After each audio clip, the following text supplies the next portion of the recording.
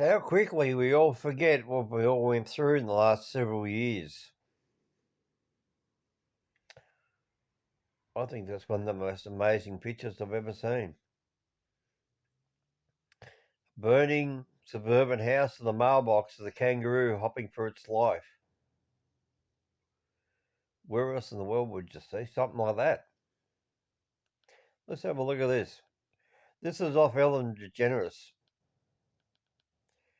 This is her little tribute when she said how much.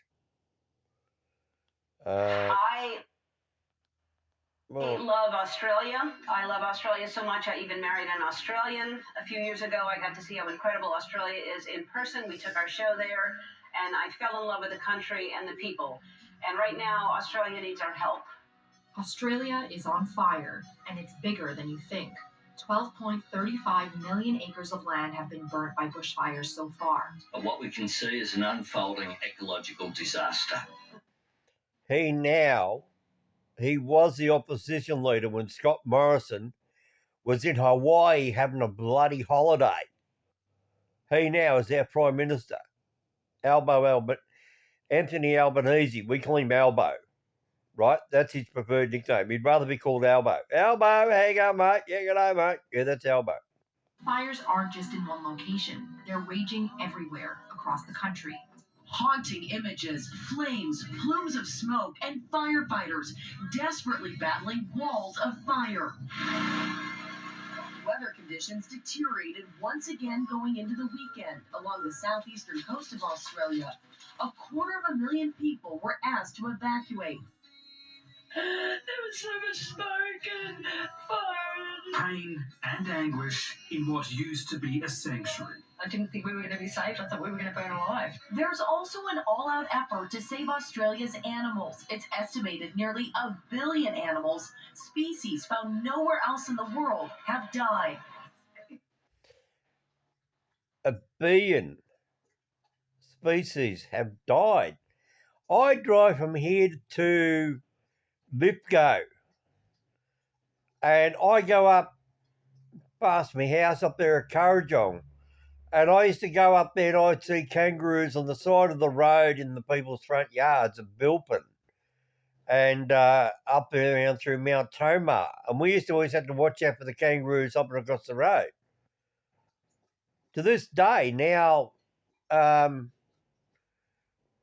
3 years later, yeah, well, kangaroos used to be hopping across the Bells Line of Road and you could actually see kangaroos everywhere up there. And when you come back down from when I did the big guns up there at Lithgow and you drive back along the Great Western Highway heading across to Mount Victoria, you used to see kangaroos up there hopping down across the paddocks. You see about 30, 50, 60 of them. There's still no kangaroos up there to this day. Yet there is no kangaroos between Kurrajong to Lithgow. There's nothing up there in the bush. This is how much the Australian bush has died. When they just said 1 billion animals, they are not kidding. There's still no kangaroos, there's no koalas, there's no nothing above Kurrajong Heights. Kurrajong Heights. If you're not from Australia, it's Kurrajong Heights, Heights. I have a video down there on my channel, The Bush. There's a wallaby down there, and that's below Kurrajong Heights. That's on the city side of the mountain, what we call over the top. When you come from Richmond, North Richmond, you got there through Kermon, Kurrajong area, and then you climb up the mountain range, and then you hit the top of the hill of Kurrajong Heights. The road, you can see it on Google Earth, it sweeps around the left-hand bend. And if you can sort of look over hard back over your right shoulder, you can see Sydney skyline. But then as you look to the left to where you're turning, you're then going down over the mountain. You're actually falling down the other side of the mountain range. That's called going over the top. It is the top edge of that boundary. Well, from then on, which is then Bilpin, there's still no kangaroos out there. There's no birds, there's no cockatoos, there's no lorikeets, there's no finches, there's no sparrows, there's no Indian miter birds, there's no nothing. You might now, 3 years on, yeah, you might see a couple of white cockatoos, yeah, they're flown in, but the actual ground animals, no, there's still none there between Currajong Heights, Bilpin, all the way through to Lithgow. So go on Google Earth, have a look at the old photos on Google Earth, and you'll see how burnt out it was. It's like a big pile of matchsticks sticking up. It's just amazing that this has been going on since October, and I know there are so many people that are affected, but I can't help those images of the animals every time I see them. It is just absolutely soul crushing. The bushfire crisis has had a huge impact on South Australia's wildlife. Tens of thousands of koalas and kangaroos killed, and grave concerns about the survival of some of our unique species. In the midst of devastation, a heartwarming scene as two Australian teens rescued this group of koalas from a decimated national park. She's a mother with a baby. In the Netherlands, quilters have sent mittens for koalas like these to put on their burned paws. Some of these communities now. Yeah, so if anybody's in the Netherlands, thank you for sending out those things for the koalas. They're like a mitten, they're like a bag. And the koala sits in the bag and they hang them up on a tree so they feel like they're back up in the safety of a tree. So thank you to the people from the Netherlands. Are facing financial ruin and mass unemployment in the wake of this disaster. Many of the roads are still closed, the power is still out in a lot of areas, and the fire threat is expected to rear up again at the end of this week. This photo of Conjola Park has come to symbolise a country with flame fronts that are so long they could stretch from Sydney to London. Wildfires have been burning for 4 months, and with record-breaking heat, the winds are so strong and it's getting worse. Thousands of people have been displaced, homes have been burned, lives have been lost, nearly 500 million animals have been killed. It's unbelievable. Nearly a third of their habitat has been destroyed. There are people out there who lost their lives trying to save homes. The people have lost their lives and their homes. And last year's the plight of the animals, a loss of their habitat that frankly is on a biblical scale and heartbreaking. Therefore, tonight, I will be pledging $1 million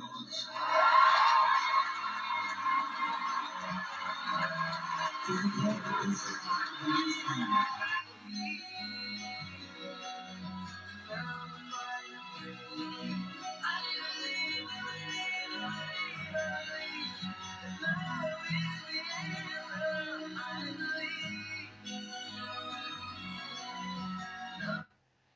Let's have a look at that. There's a kookaburra sitting up there in the tree. What's he got there to eat? No snakes, no nothing. Have a look at it. Really? I can tell you exactly where that is, actually.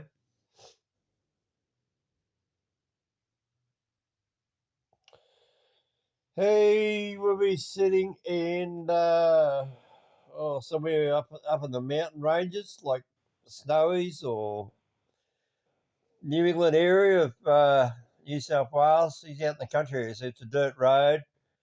Sun setting in the west, east behind the camera, north to the right. So yeah, I'd love to know where that picture there was taken. But that's what Melbourne looked like, up the mountain up there where I am. When you look down the picture there in the bush, I was lucky that it went around that property. I missed us by about half a kilometre, so yeah, that's why I'm making this little doco. Let people realise how lucky I was. Look at that, really. Think about it. Look at the poor kookaburra sitting on a tree. What's he going to eat? There's nothing. Absolutely nothing. So quickly people forget about the bushfire that we went through. We burned here for a whole year. When Jeffrey lived here with me, we sat here for a whole year and we said, Jeffrey, is this ever going to stop?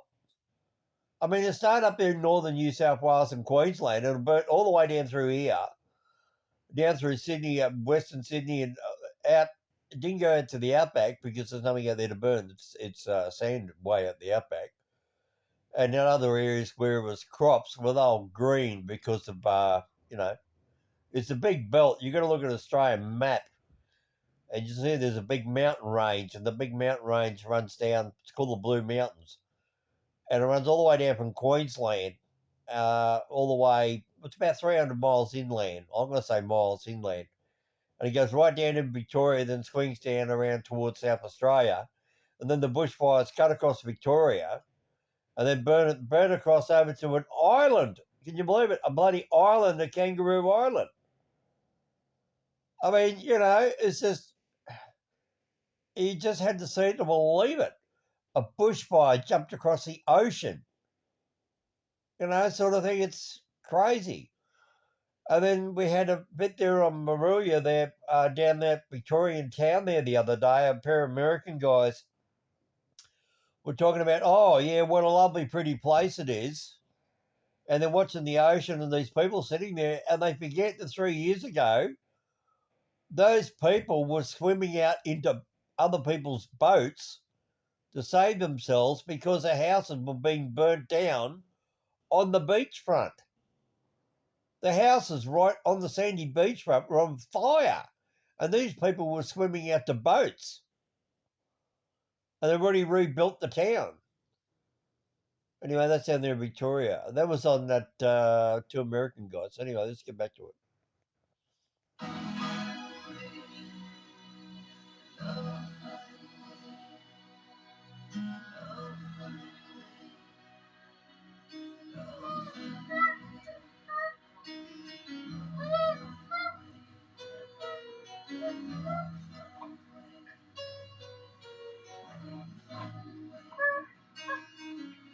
Before we go to break, I want to remind everyone what's happening in Australia right now. The entire country is being devastated by wildfires, and I want to do whatever I can to help. We have set up a GoFundMe page to help the firefighters, the people, and the animals of Australia. Our goal is to raise $5 million, and when United Airlines heard about what we're doing, they immediately wanted to help. United wants to protect the environment and the lives of everyone affected by these devastating fires in Australia. So today, United Airlines is giving $250,000 to our wildlife relief fund. Thank you. If you want to see how you can help, and I hope you do want to help, go to our website. We'll be right back. There is an interesting how many people uh, forget how quickly our bushfires. Let's see if we can find a bit more about bushfires. Let's remember the beginning of 2020s. This is Uluru before the bushfires.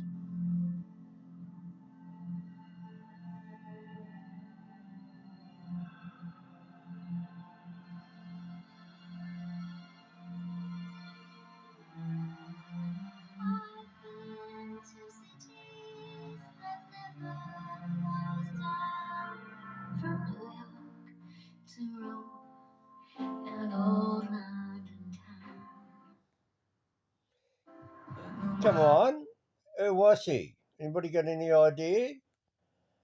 Oh, I don't know. What am I going to do with you lot? Really?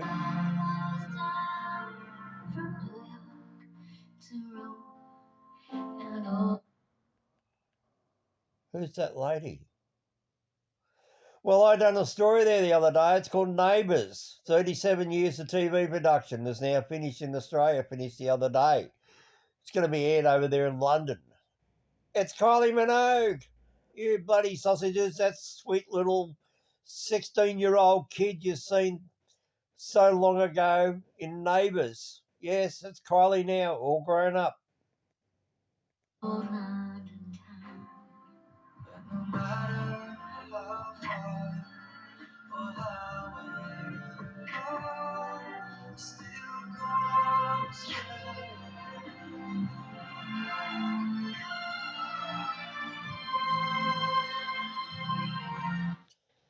Right, now to answer another question, two American guys over there.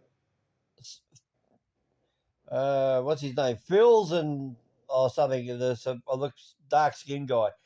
He wanted to know what a Hills hoist was.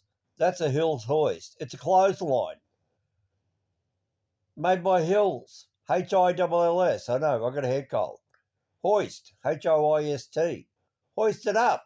You know, hoist. Lift it up. Hoist. It's a clothesline. How it does, you see right down the very bottom end of the pole down there.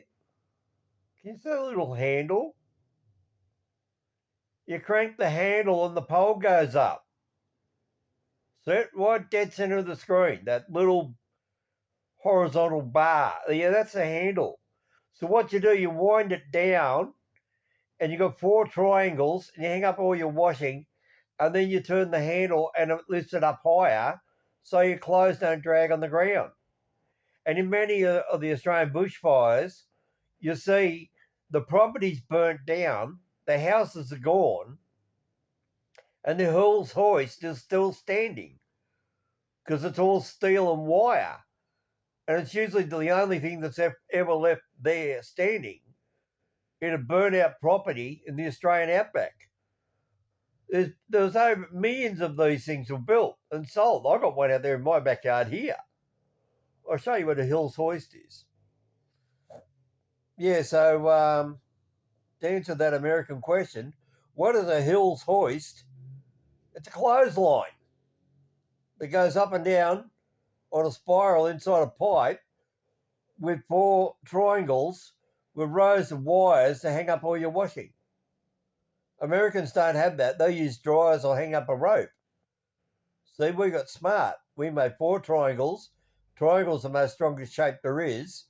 And look at the triangle. See, from the top down to the outer corners? That then supports the weight. Oh, I don't know. What am I going to do with you overseas people? Always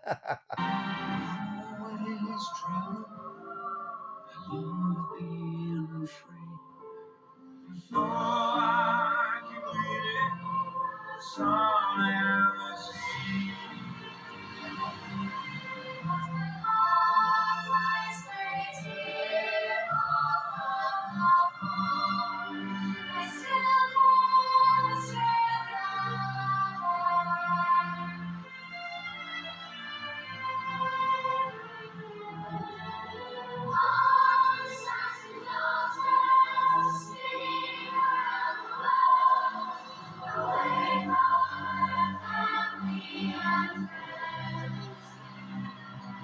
I miss you. Can't wait to see you.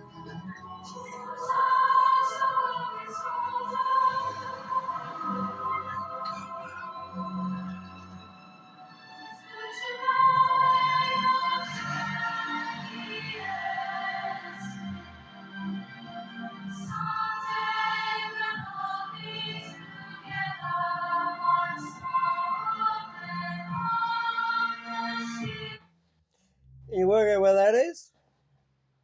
That's on the salt pans out in the Australian desert. Yeah, they're standing on the salt. Now you're going to see a pink bit of stuff here. This is actually a drinkable, pink, fresh water in West Australia. And it's due to an algae, but it won't hurt you. And right on the other side of the rock is the salt water. And it's only about a metre apart.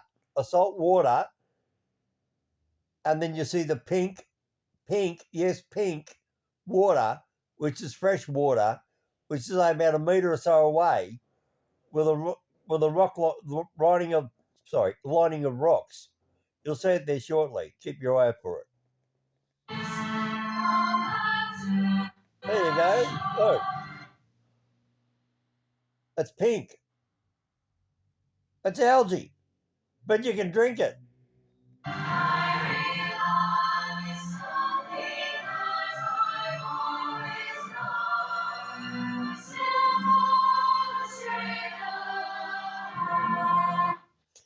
Right now, Qantas. People say to me, what's Qantas? Queensland and Northern Territory Air Services. Now, You know that old-fashioned stuff, what you call snail mail?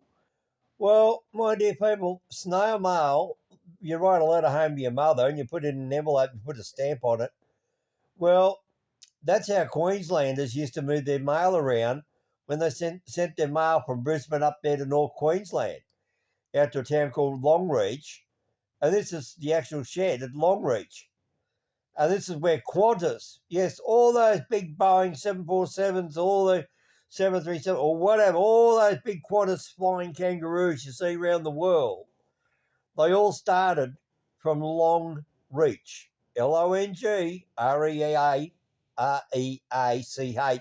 Long Reach in Queensland. Not Mount Isa, not Charters Towers, but Long Reach. And the two brothers got out there and they started flying the mail between Northern Territory, which is Darwin, over there to Three Ways, out to Alice Springs, back down to Brisbane, Rockhampton, Townsville, all those sorts of places, Bundaberg, and they landed the airplane with a mail. And that's all they started doing was mail. And then eventually they turned around and they started putting seats in the airplane, but they had so much mail because there's no such thing as the internet.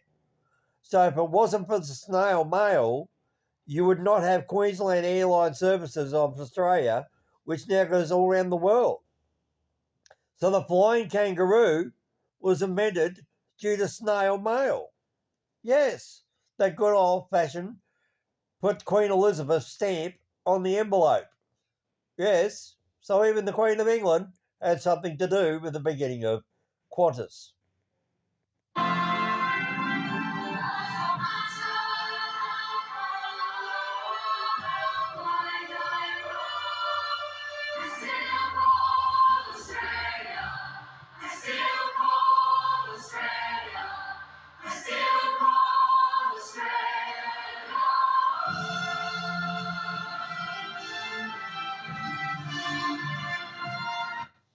And that's long reach. You have a look at that? See the plane? Let's have a look.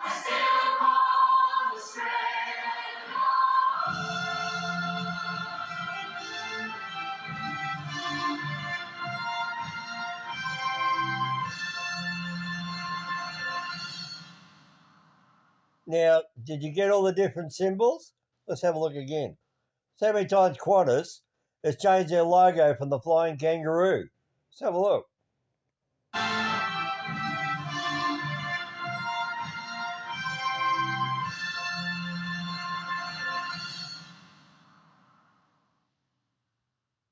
Interesting, isn't it?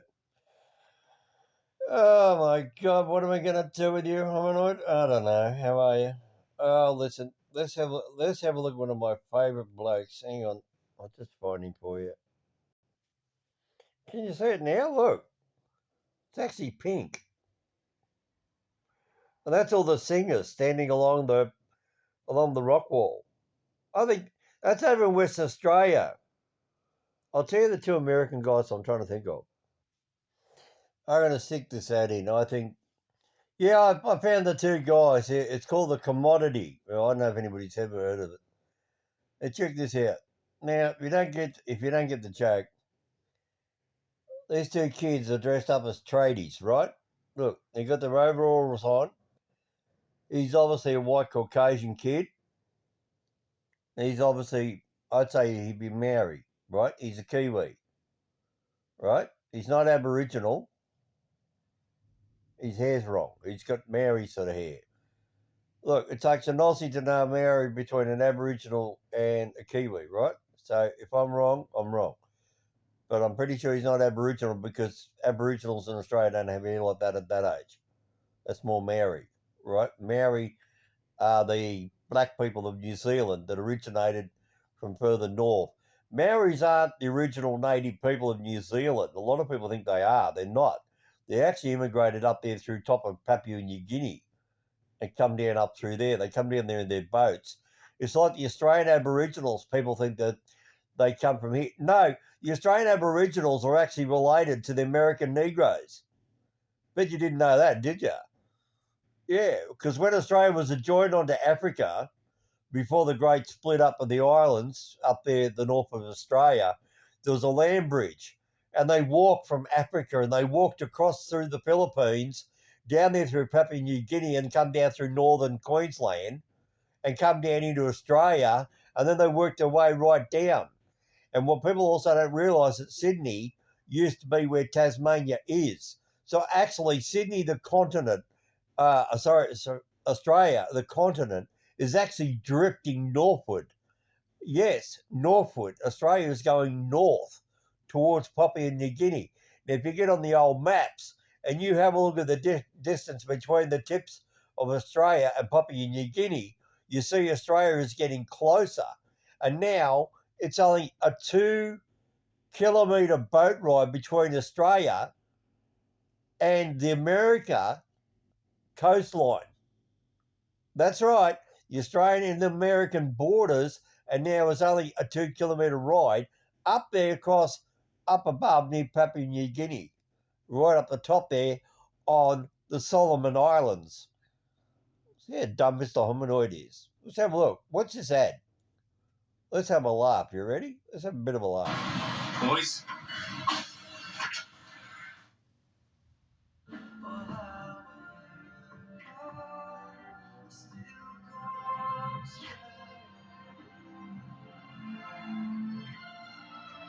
I truly cannot wait until we travel to Australia. Me too. I mean, it's so gorgeous. Like, I hate to admit, I don't know who any of these people are. I know that the lady that was singing, she is Kylie Minogue. I didn't even pay. Like, I was just enjoying the music. The music, yeah. No, the lady, I can't remember her name, but I want to say that she was in one of those quizzes that we took. She was the Australian artist. Oh, I could Kylie be completely wrong, Minogue. but they looked very similar. Neighbours. Every scene that Worldwide we've been a singer. It's beautiful. Uluru And he calls her to a lady. the kangaroos hopping around. I mean, that was serene in itself. Even though I'm scared of kangaroos after seeing the video that went viral years ago of one choking out a dog. But Well, just don't be a dog. You're good. and then you saw that one video where the guy was like reaching through the fence and it like grabbed its. Yeah. Right, let's just pull him up on that. Right, what he's talking about the big kangaroo that hopped into a dam to protect herself from a farmer's dog out there in the outback, right? And of course, the kangaroo's got to protect herself. I mean, it's got two great big bloody feet and a tail, and two little arms that can't really reach anything. A dog's running around the kangaroo in circles. Of course, it's going to hop into the dam.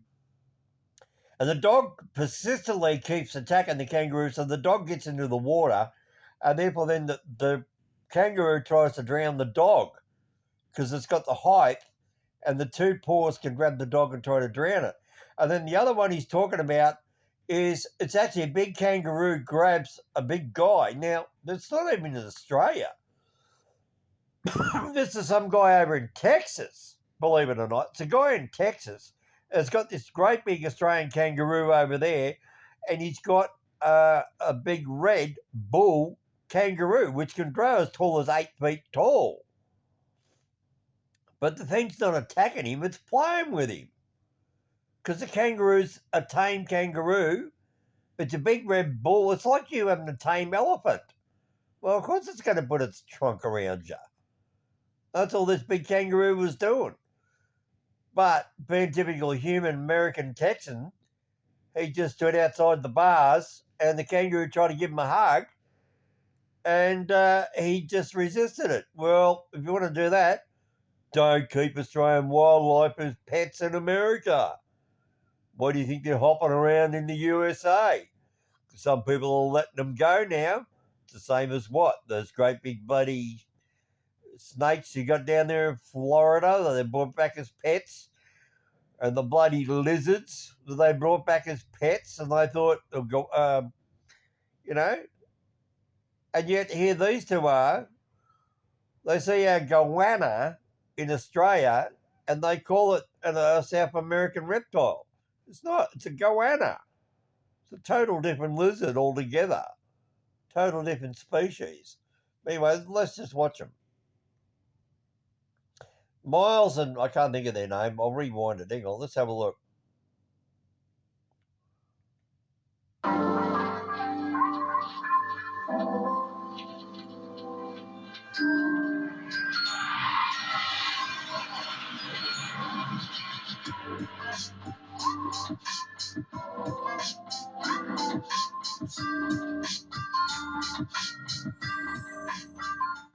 guys, my name is Miles. And my name is Pez. And this is The Commodity, and today we are reacting to I Still Call Australia Home. This video was requested to us by quite a few people. Travin, we've got Vukathrugurg, we've got Chucky, Board Otter, Hurley, and Sean91. So he was like, just say it was requested by a lot of people. I was like, no, because... Right, then let's just watch them in they go. Like pieces that move out of places and stuff like that. Yeah. I was about to say. I love this ad. You watch, he pops it out. With confidence on your next holiday. My travel insurance and compare the market. Simple.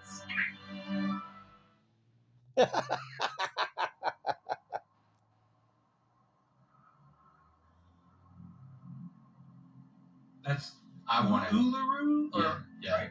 Uluru. Yay, got it right.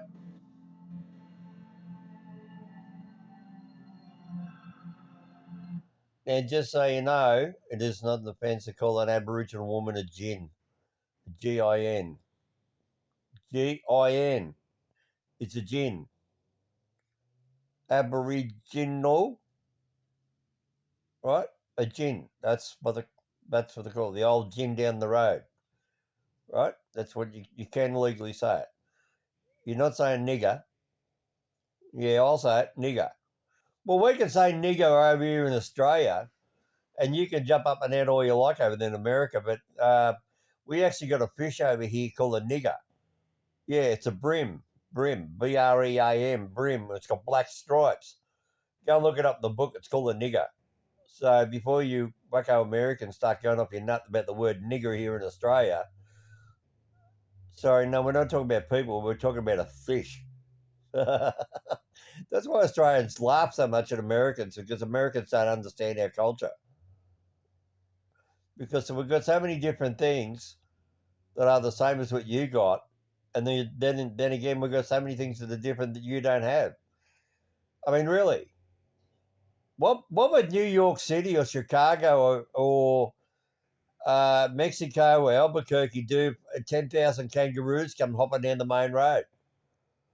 You'd freak out, wouldn't you? Well, it happens over here because when we have the big droughts over here in Australia, the kangaroos go into country towns. You go look at do some what was a good search name on YouTube or Google? Droughts in Australia, kangaroos in towns, kangaroos invade country towns because the water, because there's no water out there in the bush before the big bushfires. About what do we have? The bushfires 2019, COVID. Then we had 2 lots of floods. Before that, we had another big droughts before that. So, about 2015, 2016, we had kangaroos hopping into towns. We got footage of kangaroo hopping down a suburb of Sydney called Haberfield, or it was around Stratfield, somewhere around the city. You're coming out there from out the country, you got caught in the railway corridors and hop down into the concrete water drains and with embankments and hopped up into the parks, and these 2 kangaroos hopped their way all the way into the heart of Sydney. We've had kangaroos hopping around in the city of Sydney, down at the Domain, down around Hyde Park. We've had kangaroos come into there. They've somehow got lost and they've caught them. We've got video footage of kangaroos coming away from the bush. I filmed kangaroos out here in the bushfires, hopped into the main area of St Mary's in Western Sydney, on Mamre Road, Mamre, Mamre Road, and you see the green grass there near the corner of Erskine Park Road, and all the kangaroos coming into there to get away from the bushfires. Right across from the Blue Mountains, they actually come across the Nepean River And during the bushfires, there's actually kangaroos were hopping out of the Blue Mountains, coming across the Great Western Highway at Emu Plains. They come across the road. They actually use the freeways, come along the footpaths.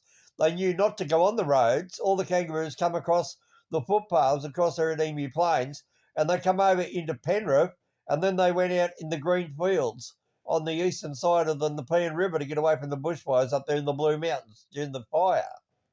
Anyway, let's get back onto this. Just a bit more trivial history of this great country we have over here in Australia. That's why I call Australia home. Hey, Skip, how you going?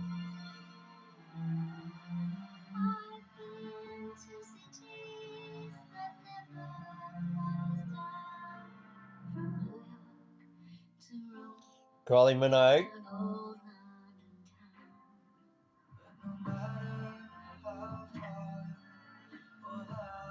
Oh, come on. Somebody know who he is?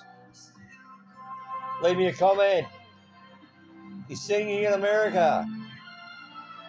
I truly cannot wait until we travel to Australia. Me too. I mean, it's so gorgeous. Like, I hate to admit I don't know who any of these. So the Hills Hoist? So the Clothesline? people are. I know that the lady that was singing, she is a musician. I didn't even pay. Like, I was just enjoying the music. The music, yeah. No, the lady, I can't remember So the her name, but I Clothesline? want to Hills say that Hoist. she Look. was in one of those quizzes that we took. She was the Australian artist. I don't even know what it's called. You I could watch. be completely wrong, but they looked very similar. But every scene that we have been shown just now, from Uluru to the kangaroos hopping around, I mean, that was serene in itself. Even though I'm scared of kangaroos after seeing the video that went viral years ago of one choking out a dog. But Well, just don't be a dog. You're good. and then you saw that one video where the guy was like reaching through the fence and it like grabbed it. That's a guy in Texas. Bulky Or ass the kangaroo. one. Did we just watch it recently where he punched the? Or is that the same one where he's got the dog in that? Yeah. That's the one in the outback with a big kangaroo. Yeah, I got it. I'll play it in a minute. I know who that is.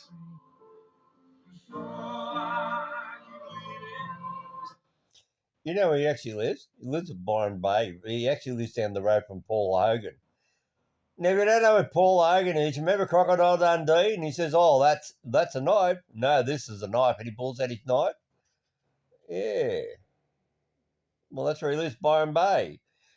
And that's where the Byron Bay solar power train is. Byron Bay is the most easterly point of Australia. And Captain Cook went past there, went along, and then he realised he was actually sailing his boat in between the beach and the Great Barrier Reef. So Captain Cook had to chuck a U-turn basically, and he seen a mountain with a big knob on it, and the mountain was called Mount Warning because it was a warning to say that was the beginning of the Great Barrier Reef. So, where, people, is the beginning of the Great Barrier Reef in Australia? It is just north of Byron Bay, and it is directly opposite Mount Warning, which is above Murwillumbah. Murwillumbah is an Aboriginal word meaning land of many possums, and if you say Murwillumbah in the proper term, which is Indigenous Australian, which is Murwillumbah, it means come sit by my campfire. So if you want to Murwillumbah with me, come sit by my campfire.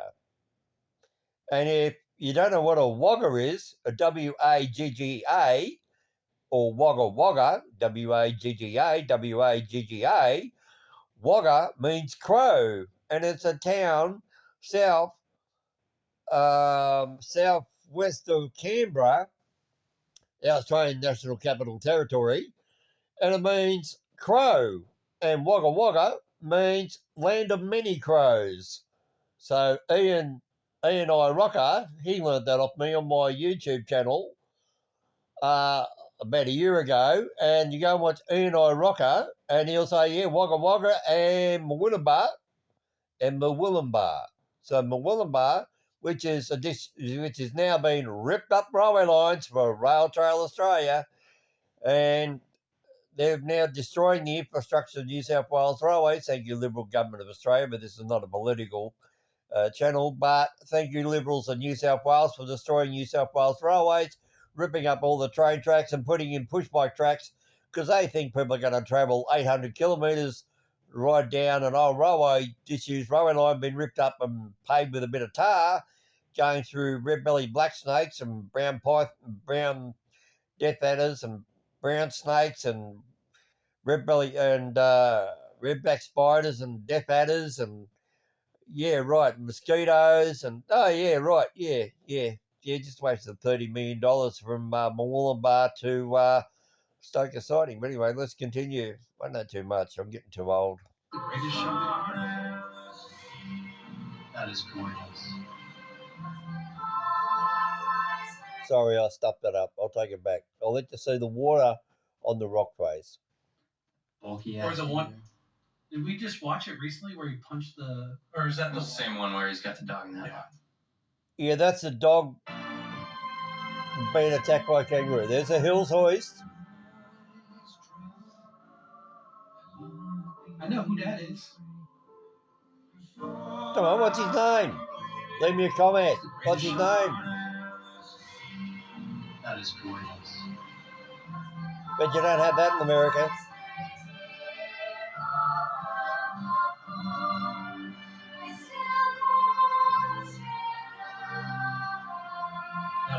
That one part where they were in the building. It looked like Squid Games. Yeah, that and it made me think of like Children of the Corn type. Yeah. Just standing there like and just singing. I'm just like Anxiety. Don't kill me. But the music was beautiful. Yeah.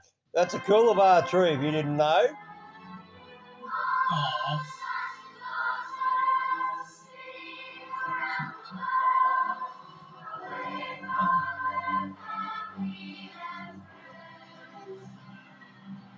I miss you. Can't wait to see you. She's in New York, actually. There's Sydney. It's a Fila logo, very well placed. Come on, who's that guy?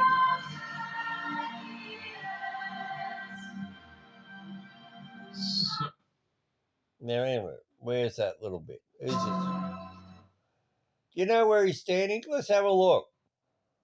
You didn't even take a notice. He's standing in an ocean swimming pool. And what we did, we built concrete pools along the ocean foreshore, and the ocean washes the waves into the pool, so you can swim in there in the freshly circulated ocean water, but you don't get washed out to sea because you're in the concrete rectangle, and they're called surfing baths. Now there's ones at Bondi, Bronte, and other suburbs around Sydney. So they were mainly built back in the 1940s and 50s for people to go swimming because they didn't understand how to swim without getting washed out to sea. Now, talking about salt water, what town and where originally were Speedos invented? You know those little tiny swimming briefs you see the Olympic swimmers now wear, even the Americans and Chinese wear, and everybody else in the Olympic Games? Yeah, by Speedo. Speedo was originally had the factory at Windsor, New South Wales, Australia, and that's where it was invented. Then they moved up to Lithgow, and now they moved over to New Zealand due to tax reasons. Just a little bit of trivia. Speedo, the swimwears, come from my hometown of Windsor. Yes, Mr. Hominoid grew up in Windsor, where Speedos were made originally. Now, here's another one. Why was it illegal to go swimming in the ocean up until 1901 under Federation law? Because a man wasn't allowed to take his shirt off in public to go for a swim. He had to wait till night time to go for a swim. You had to swim in the ocean in the dark up until 1901. And that's when the sharks come in next to the ocean beaches and go hunting all the fish along the foreshores. But now the fish of the day from 1901 to now is drastically changed. So now we go swimming during the day. And where, now everybody heard about the surf lifesavers over there in America when you used to have, what was that mob over there? you had the surf lifesaving over there in America. Surf lifesaving didn't start in America. It started in Australia. Yes, Australia is the home of surf life rescue. Originally started off a Bondi with a great big long reel with a rope on it. And a guy would swim out with a rope around him, dragging a rope all the way out in the current to rescue somebody. And then all the lifeguards would reel him back in on this big, huge rope, and about 10 blokes would be pulling the rope to pull the people back, pull the surf life rescuer. They didn't have no floaties. They didn't have nothing. Right here where this is filmed, right down there. Anyway, that's just another bit of thing. That's another thing a lot of Americans and other countries don't realise. Surf life saving was started in Australia. There you go, look.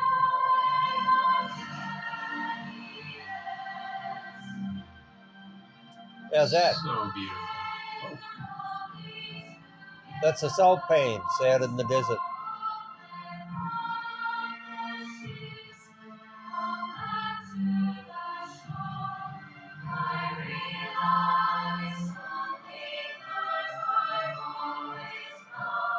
It's a little girl. Jack, hurry up, Jack. You missed your plane, Jack. Boys. BE insurance is as easy as too easy.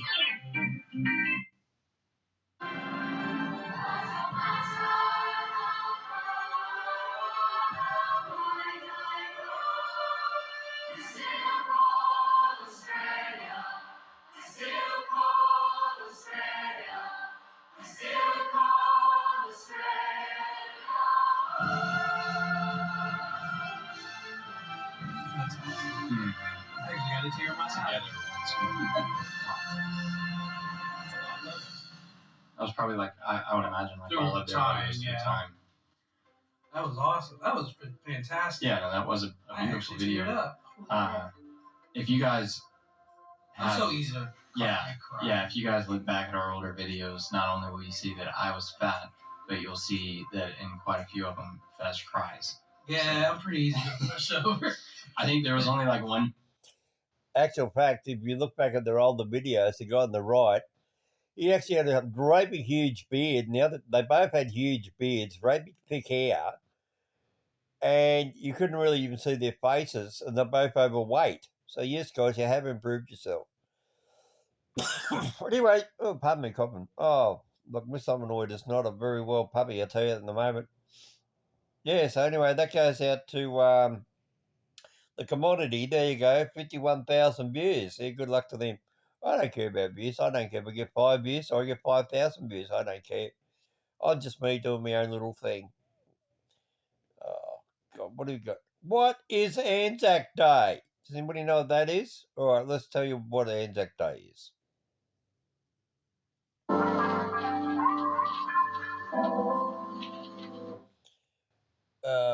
Okay, it is the Australian New Zealand Army Corps, right? It's when Australia and New Zealand stood on the edge of the coast of Turkey and they fought against the Turks and they were getting shot at like fish in a barrel. And that's basically what Anzac Day is. And to this day, it's still remembered every year. And it's the only day that you can have two up.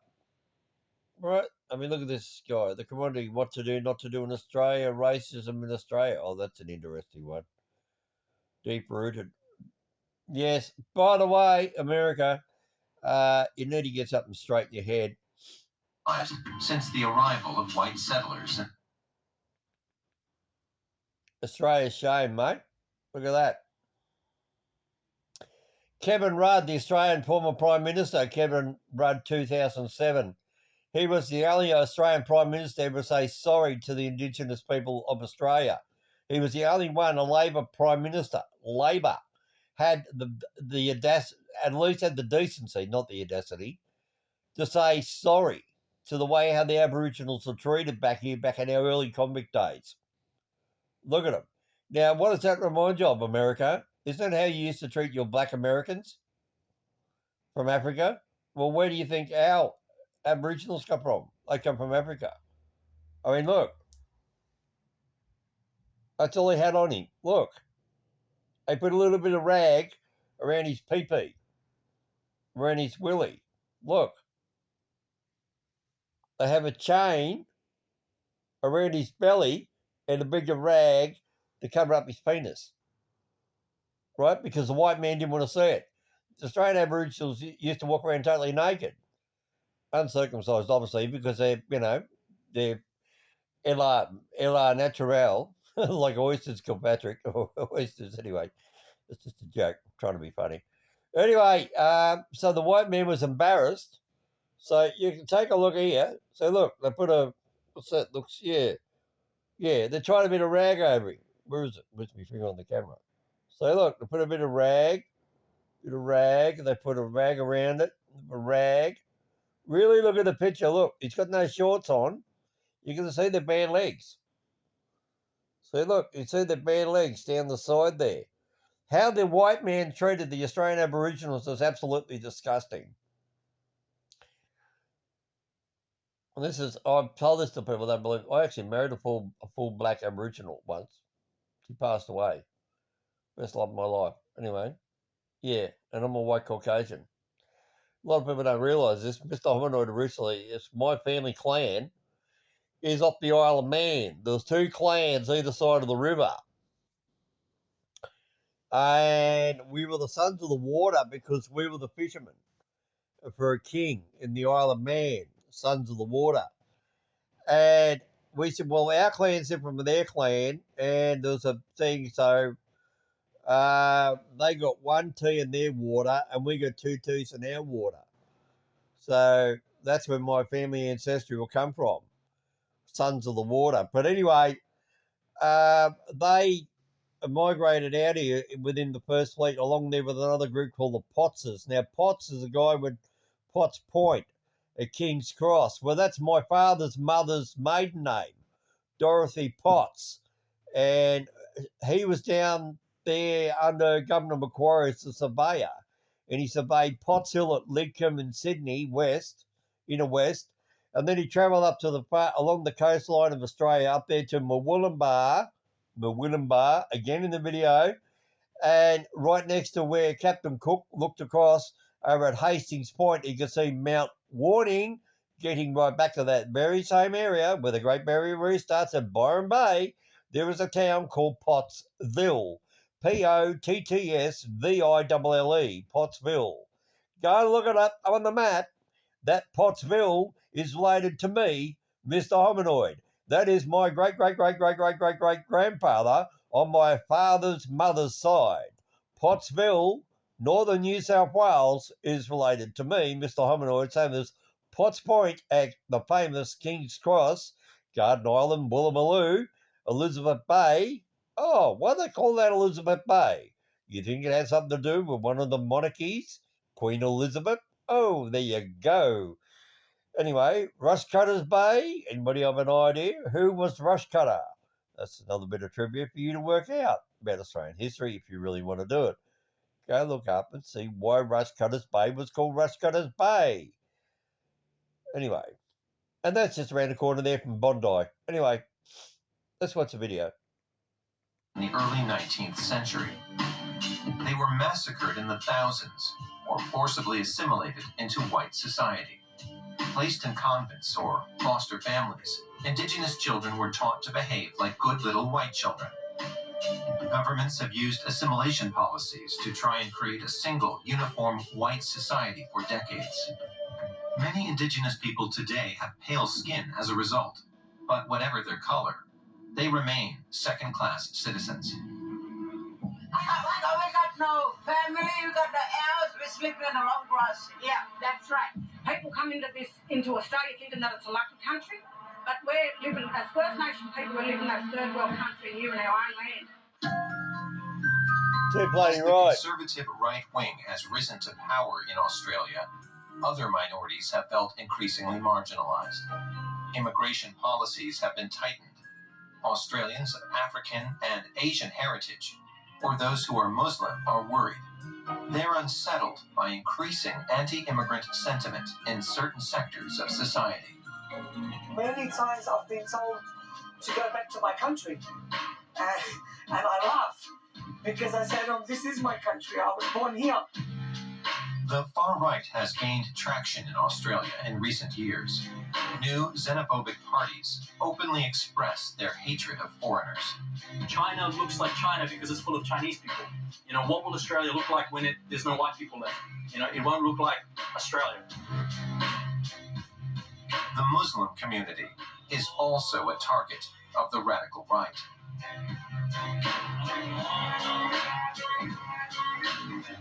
Ban Muslim immigration.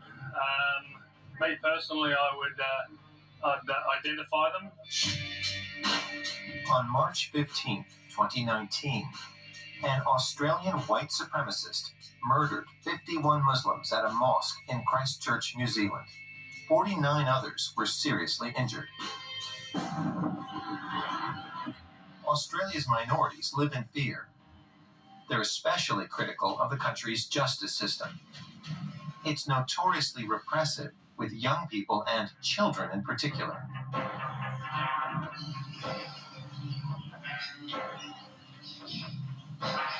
Despite his white skin, Dylan is of native Australian heritage. He's already spent 8 of his 21 years in prison for theft and armed robbery. When I was 12 years old, the judge made an example out of me and sentenced me to 22 months in jail as a 12-year-old kid. Ever since then, it's not normal. I think it's ruined my life forever. I won't be able to get any of my childhood and stuff like that back. And that childhood was difficult, marred by poverty, drugs, and bad influences. He ran afoul of the law as a minor. Prison was hell. This was in October 2000. Now, did you notice what's here on his arm? That's the Australian Aboriginal flag. Now, it wasn't until recently, 2 days before Australia Day, back in January, that the only decent thing Scott Morrison did was actually buy the $200,000 for the copyright for the Australian Aboriginal flag, which actually wasn't even their flag to claim anyway. It actually belonged to to an Aboriginal artist who'd let the Aboriginals use it for so many decades, and then when he pulled out the original claim, he got his barristers, and he took the Aboriginal community and the Australian government to court under copyright. So under copyright, they had to pay $200,000 to buy the rights to use the Australian, what they now call the Australian Indigenous flag. Now, if you don't know what it is, it's the black on the top of the flag is the black-skinned people. The yellow is the sun in the middle, and the red is the red outback soil of Arnhem Land. Now, Arnhem Land is the outback soil, like between Ayers Rock up to Arnhem Land. Arnhem Land is actually in the Northern Territory, right up the very top of Australia.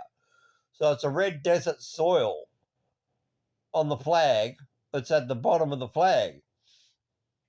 A silly guy I know by the name of Billy O'Sullivan, he once had a showbag trailer and he painted up the back wall for his showbag display, and he painted a black on the top as a black to show off the white showbags, and then he had the red down the bottom show off the coloured ones, and then he put a yellow spot in the middle for the price tags and the arrows, and then he didn't realise he actually drew the Aboriginal flag inside his showbag trailer.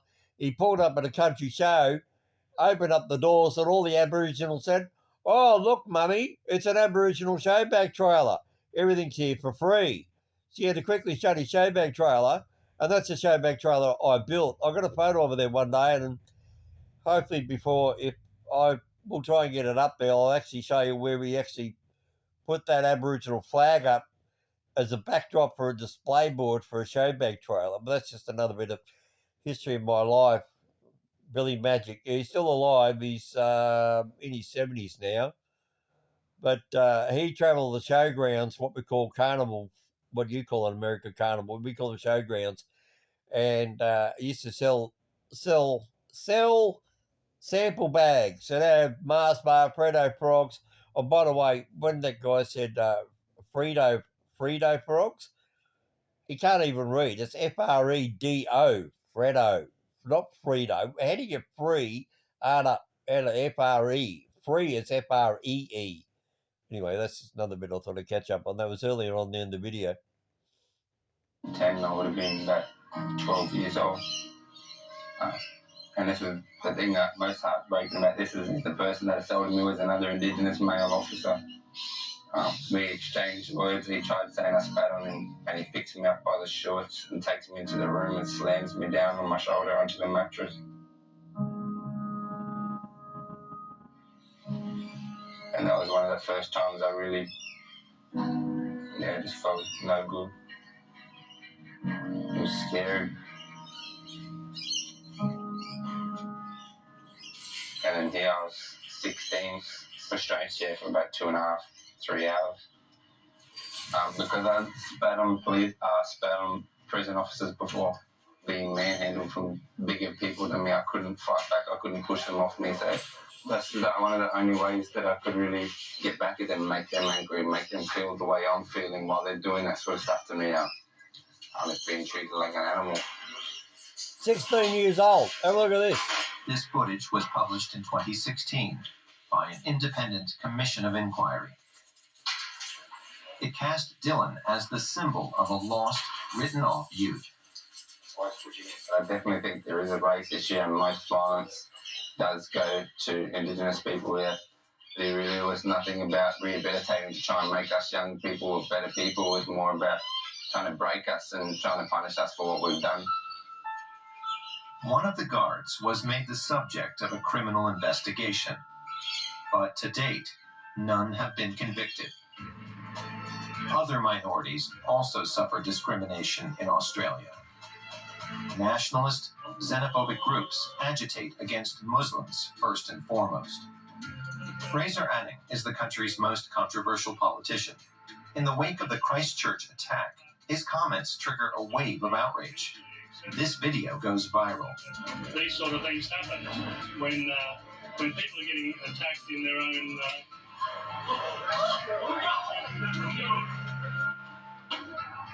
A frequent provocateur, Fraser Anning became widely known in Australia after he referenced the Holocaust in his first speech as senator for Queensland. The final solution to the immigration problem, of course, is a popular vote. Well, he didn't last too long there as an immigration. He eventually got kicked out of Parliament anyway. His mouth was he's just a filthy mouth bastard. It's called Food Pay. Buy now, pay later with Food Pay. The senator is campaigning for his re-election.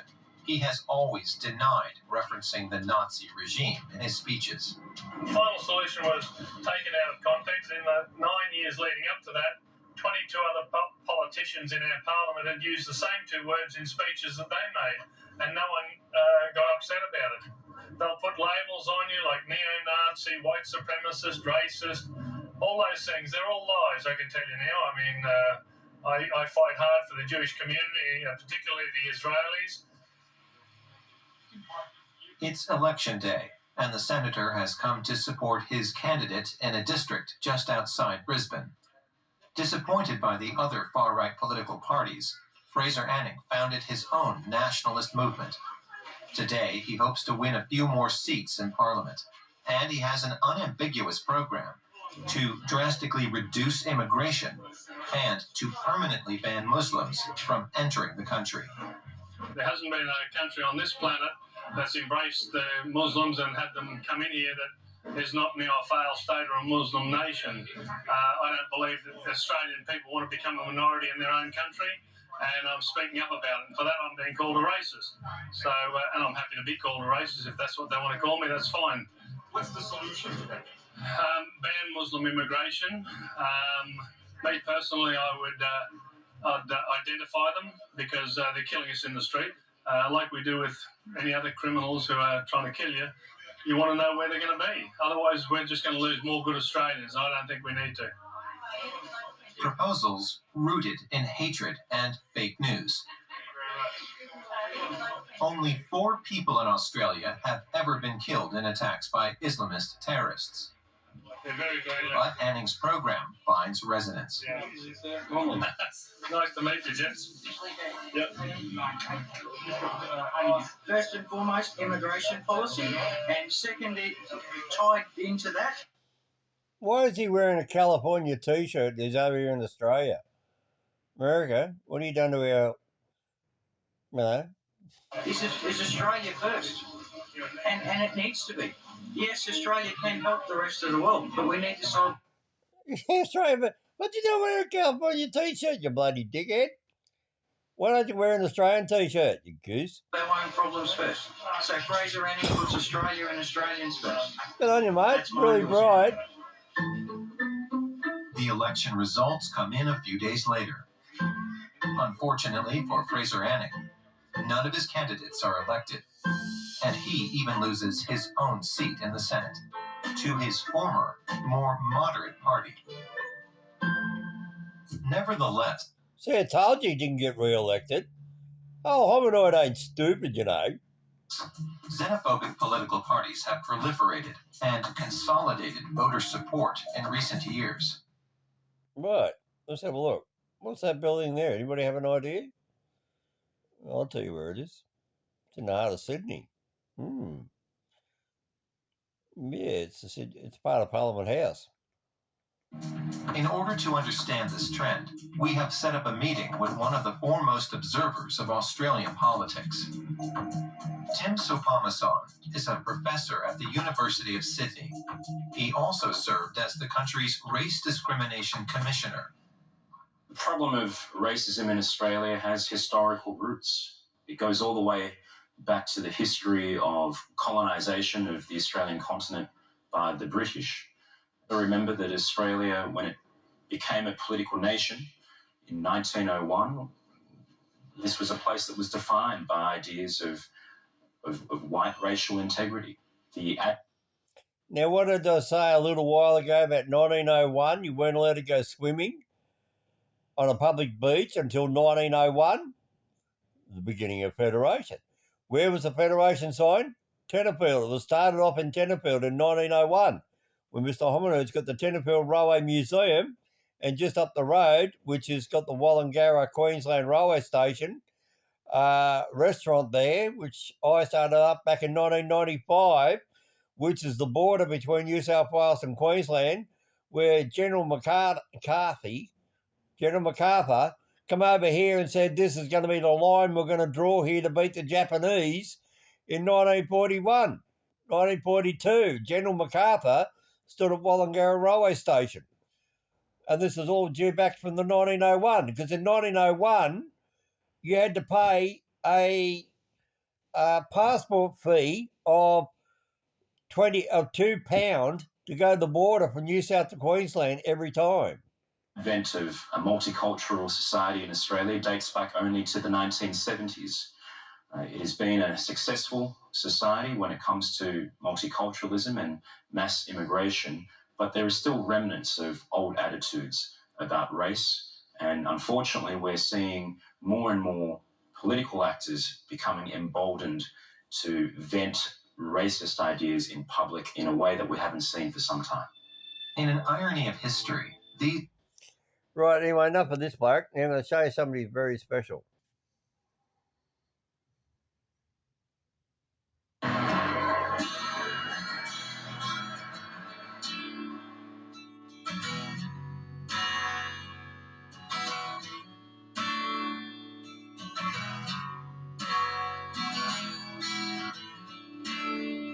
Today we honour the Indigenous peoples of this land, the oldest continuing cultures in human history. We reflect on their past mistreatment. We reflect in particular on the mistreatment of those who were stolen generations, this blemished chapter in our national history. The time has now come for the nation to turn a new page. A new page in Australia's history by righting the wrongs of the past and so moving forward with confidence to the future. We apologise for the laws and policies of successive parliaments and governments that have inflicted profound grief, suffering and loss on these, our fellow Australians. We apologise especially for the removal of Aboriginal and Torres Strait Islander children from their families, their communities and their country. For the pain, suffering and hurt of these stolen generations, their descendants and for their families left behind, we say sorry. To the mothers and the fathers, the brothers and the sisters, for the breaking up of families and communities, we say sorry. And for the indignity and degradation thus inflicted on a proud people and a proud culture, we say sorry. We, the Parliament of Australia, respectfully request that this apology be received in the spirit in which it is offered, as part of the healing of the nation. For the future, we take heart, resolving that this new page in the history of our great continent can now be written.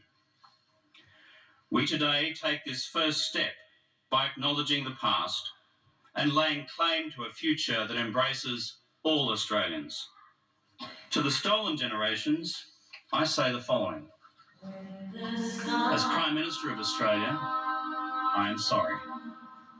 On behalf of the Government of Australia, I am sorry. On behalf of the Parliament of Australia, I am sorry. And I offer you this apology without qualification.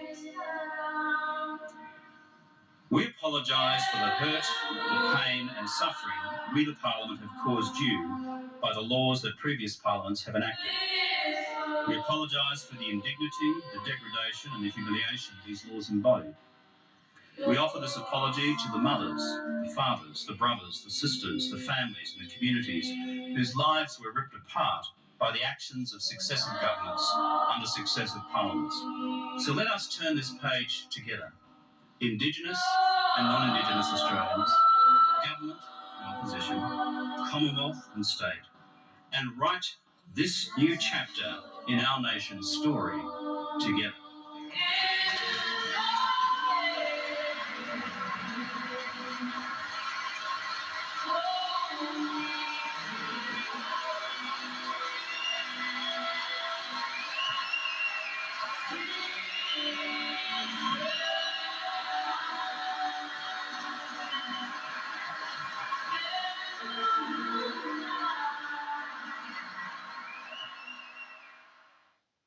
That's Kevin Rudd, the former Australian Prime Minister.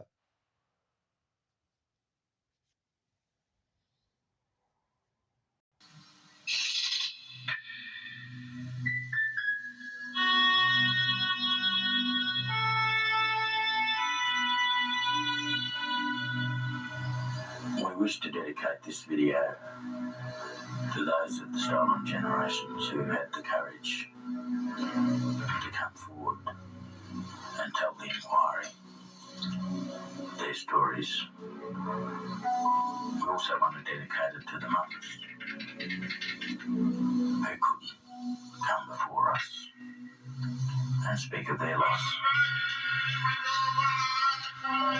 We also want the video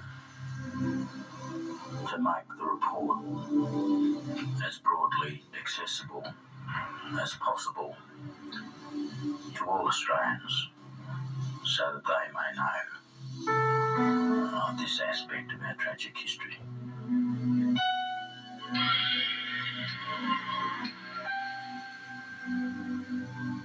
The story's right, the story's true. I would not tell lies to you, like the promises they did not keep, and how they fenced us in like sheep. Said to us, come take care of him. Set us up on mission land. Taught us to read, to write and pray. Then they took the children away to the children away, the children away.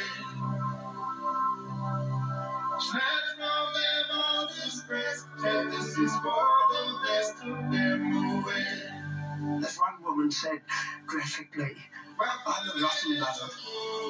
I cannot cuddle my children. And that's because I was never cuddled. I never knew what it was to be cuddled. Looking back, I believe perhaps the only time I felt I was cuddled was when I was being raped. And you would hardly call that a cuddle, would you? Taught them that, and taught them this. When love is taught them, prejudice took the children away. The children away. And the pain of talking of it all and bringing it out, we do, because we need people to see where we are and where we're coming from.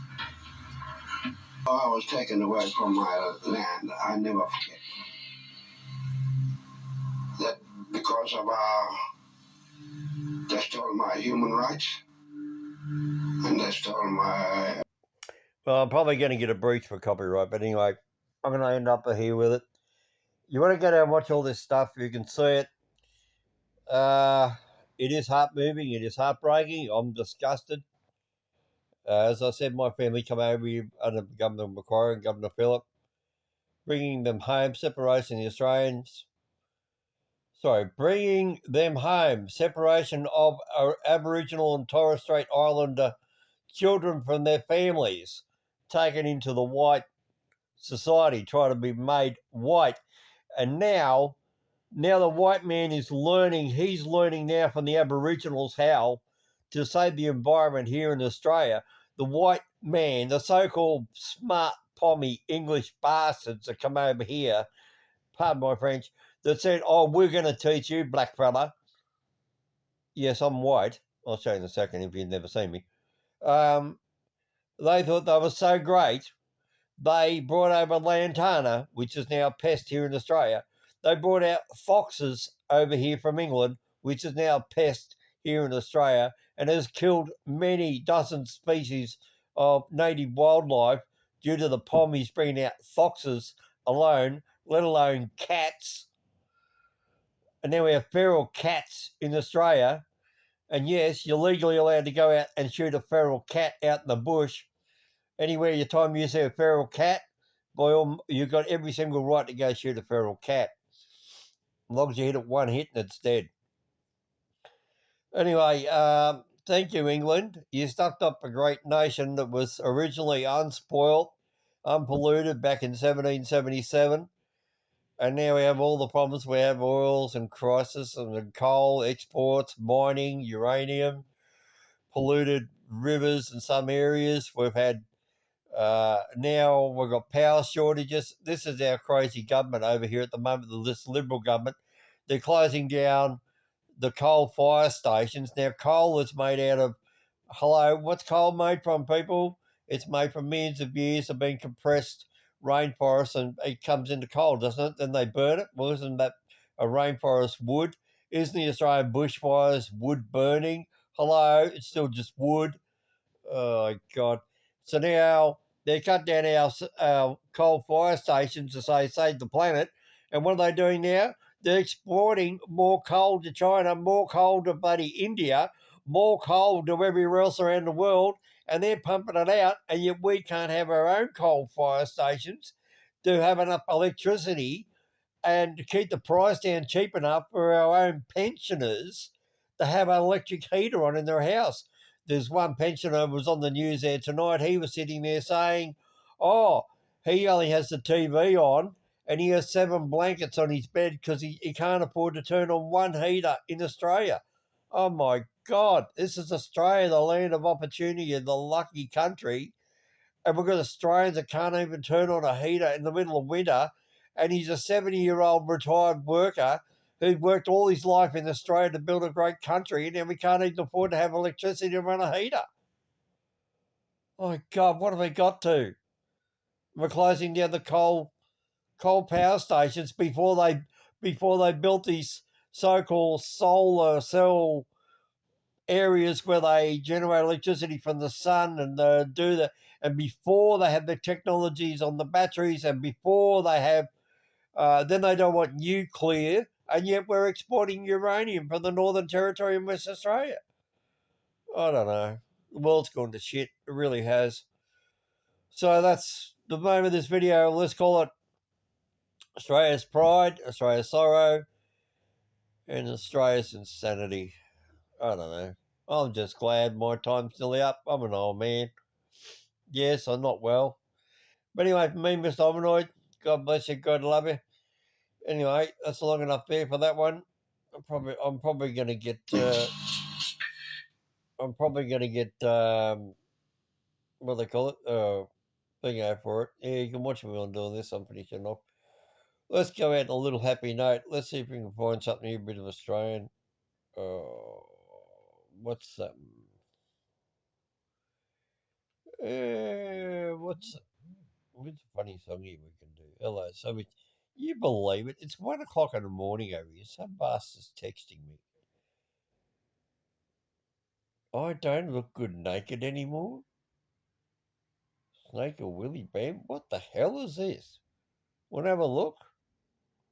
Hey, this ain't me. Don't call me a pervert. You're watching it, like just me. Get your Woolies worth with Big Night In. Enter for your chance to win an incredible prize pack. Simply buy. Oh, God, the shit. You know, you get off bloody free-to-air TV to get away from the ads, and look what they give you. Ads. You go watch YouTube. I don't watch free-to-air TV anymore. Oh, it's American. My body can't use a little slimming. I keep my shirt on when I go swimming. And I ain't seen my feet since 1984. Oh, I get it. Rolling the hay. We turn the lights down all the way. Cause I don't look good naked anymore. No, I don't look good naked anymore. I'm a deep fried double wide version of the man I was before. If I keep on like I'm doing, I won't fit through the door, and I don't look good naked. Hey. What's he doing having a snag as Barbie, eh? Oh, that's you Americans copying off us Australians, mate. Yeah, that's where you got that from. You copied that off bloody Paul Hogan when he was over there doing the big, hey, put a shrimp on the Barbie. Yeah, you bloody Americans. Now get rid of that one. Let's find another one. Hey, what's a bloody good song there? Yeah, where's something might be Australian? Yeah, this is Australian, 1967. You want to hear this? Let's have a go. Georgia Girl. I used to sing this when I was a kid. You want to hear me sing? You remember at the beginning of this video, the Seekers are singing their final farewell, and those two guys, the Americans, going, and that other American guy was going, wow, that's her voice. Oh, could she really do that when she was singing I Call Australia Home? This is her back in 1967. This is 40 years earlier. 40 years earlier than when at the beginning of this video. This is the same woman.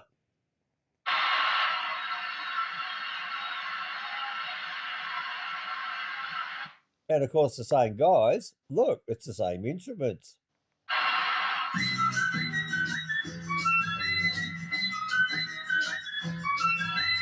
Hey there, Georgie girl, swinging down the street so fancy free. Nobody you meet could ever see the loneliness there inside you. Hey there, Georgie girl, why do all the boys just pass you by? Could it be you just don't try, or is it the clothes you wear? You're always window shopping, but never stopping to buy. So shed those dowdy feathers and fly a little bit. Hey there, Georgie girl, there's another Georgie deep inside. Bring out all the love you hide, and oh, what a change there'd be. Anybody remember her name? Judith Durham. Yes, Judith Durham.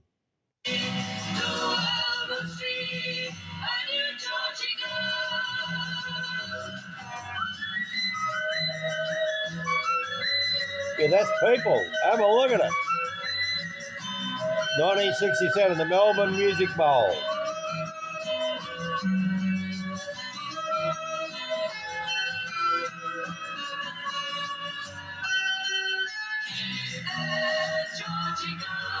Dreaming of the someone you could be. Life is a reality. You can't always run away. Don't be so scared of changing and rearranging yourself. It's time for jumping down from the shelf. A little bit, hey there, Georgie now. There's another Georgie deep inside. Bring out all the love you hide. Welcome to an Australian musical legend, King Oscar, Bruce Woodley, Ethel Guy, Judith Durham, The Seekers, singing I Am Australian.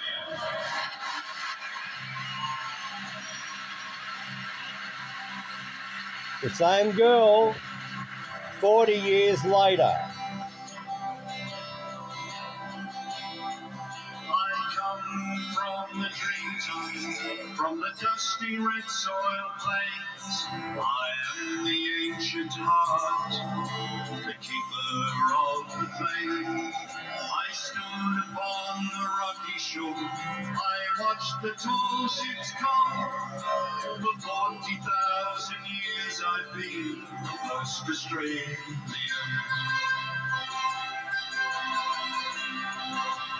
Same girl.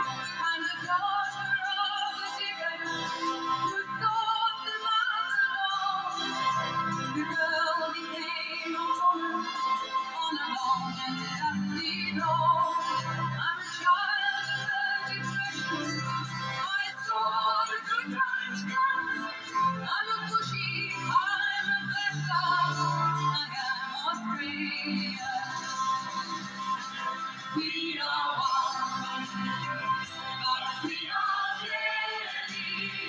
And from all the lands on earth we come, we'll share the dream and sing with one voice. I am, you are, we are Australians. And the hot wind from the desert, and the black soil of the plains, and the mountains and the valleys, and the drought of flooding rain. I am the rock, I am the sky, the rivers, the rainbows, the spirit of this great land. I am Australia. We are one, but we are many, and from all the lands on earth we come. We'll share a dream and sing with one voice.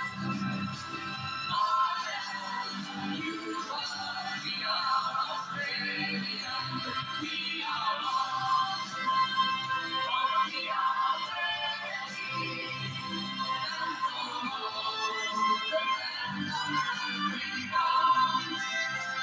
We'll share a dream and sing with one voice. You are, we are Australian. You are. We are Australia.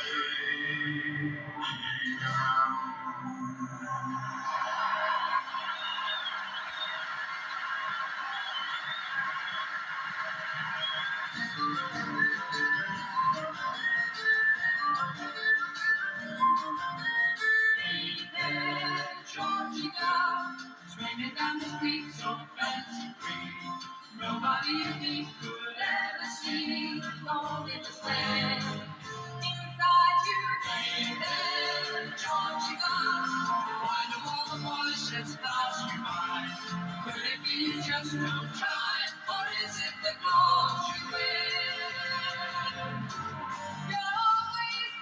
shopping was never stopping to buy. So check those starry letters and cry. A little bit hasty and trudging out. Listen up to Georgie inside. Bring out all the love I don't want to change their needs. The world was deep, a new Georgie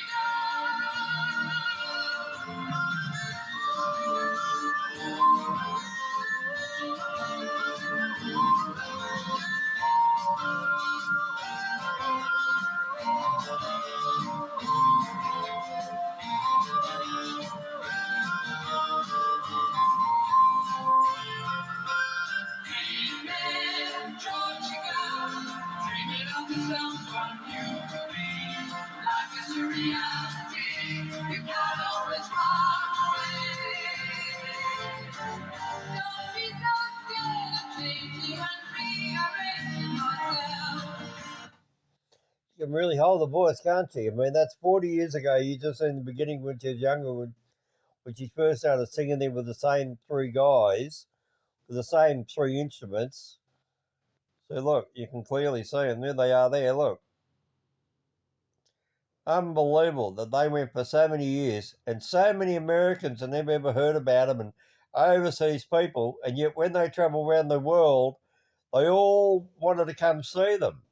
Well, once they left there and they come back to Australia and that generation grew up, the next generation of Americans, Canadians and everybody else, they don't even know who they are. And yet here she is still singing 40 odd years after they originally started the band. They beat the Beatles, they beat the Monkees, they beat every other band that's ever existed in the world. Are they compared to, I'm not comparing to Elton John, who's a single singer. I'm talking about four people who stayed together for over 40 years as one band. Can you tell me another band that lasted over 40 years together? It's time for jumping down from the shelf. A little bit baby, Georgie girl. Listen up to Georgie deep inside. Bring out all the love eyes that all want to change with me. The world was free. I have no idea what that girl dressed up as.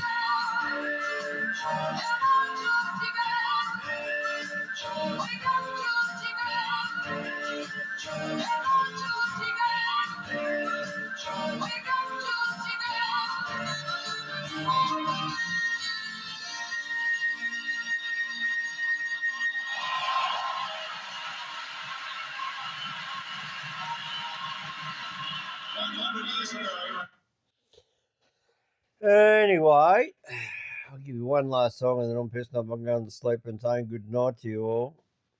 Hang on a sec. Turn that down a bit. Yeah, can you see me big ugly face? Here you go. Yeah, Mr. Mominoid might not be on the planet much longer, sorry to say, people. So I'm giving you this Australia's Pride and whatever else. And I announced to my friends over there in America, I said, well, let's see how we go. I might be here in a month. I might be gone in 3 years. I don't know. But the way things are going at the moment, I'm not going too good.